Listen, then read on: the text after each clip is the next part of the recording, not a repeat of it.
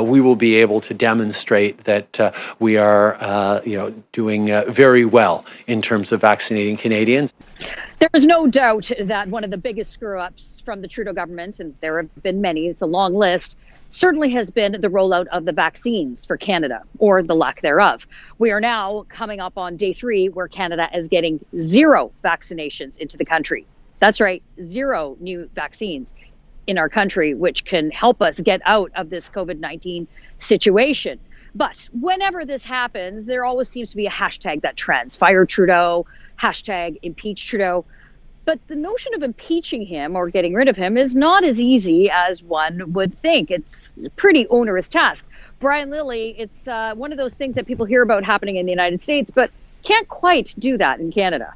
No, we can't impeach in Canada. We don't have that ability. It's not part of our Constitution, nor can we easily recall him. California governors face recall. Gavin Newsom, the current governor, is facing recall. That's how Arnold Schwarzenegger became governor. Someone was recalled by the voters. We only have that in BC, and I don't think it's ever been successful. Now, could we fire him by having the opposition vote him out? Well, theoretically, yes. But not all the opposition parties want to do that. People say, why won't O'Toole vote him down? Have an election. He's weak. No, he needs the Bloc and the NDP to join with him. They're not ready to do that now. So we're stuck with Justin Trudeau and his bad vaccine plan, which, as you mentioned, 0 vaccines this week. Big cut coming next week as well. All right. So let's look forward to what we always want to hear about is the accountability.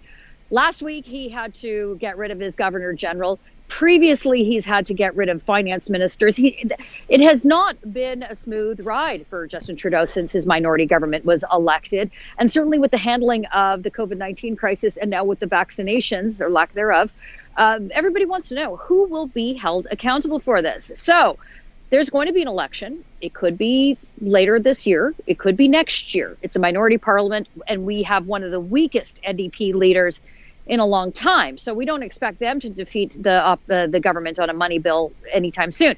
But that said, Brian, will Justin Trudeau face a reckoning come election time? Well, if we're looking at the numbers right now, let's just look at the latest Angus Reid poll. It's got the Liberals at 35% nationally, 30% for the Conservatives. They're the only two that can form government. The Liberals have a lot of support in Ontario and Atlantic Canada. The Conservatives have a lot of support from Manitoba to the BC border. But I'll tell you what, Erin O'Toole is not doing well with women. But at the same time, Justin Trudeau isn't doing well with men. Both of them have horrible gender gaps. And I got to say, if an election were held today, I think it would be another minority tipping in the Liberals' favor with a lot of support from Ontario, who seem to think that he's doing a great job at getting us vaccines and getting us through COVID. And if it weren't for Doug Ford, we'd all be out of this by now. It's a bizarre take. It's not based in reality, but that's where things are. It's interesting that you say that the support for Trudeau really heavily skews for the women. I mean, we've known that for some time, but let's be honest. I mean, a lot of the women that I talk to and I hear from and that are writing into our newspaper letters, and they are the ones that are making the decisions in the household. They are the ones that have to make sure that the family is still taken care of, in addition to working, in addition to homeschooling, in addition to being the nurse and making sure everything is happening. And now they turn around and see that the vaccines are out there in the world. Canada is doing very poorly, and it's very much the responsibility of the federal government to have gotten that done for our country, got them in the country, but that's not happened. And it's Trudeau squarely falls on the shoulders of Trudeau. So maybe there will be a shift in how they hold him accountable or view him in the future. And that's possible. So I'll tell you this, that same poll had a 50% approval rating for Justin Trudeau, which isn't great considering where political leaders have been. 50%.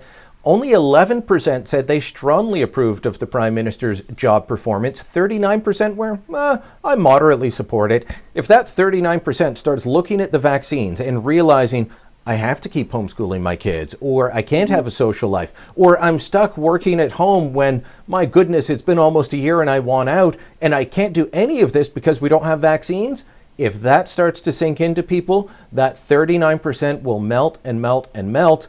And then we've got a different game. Can Erin O'Toole turn it around? That's a story for another day.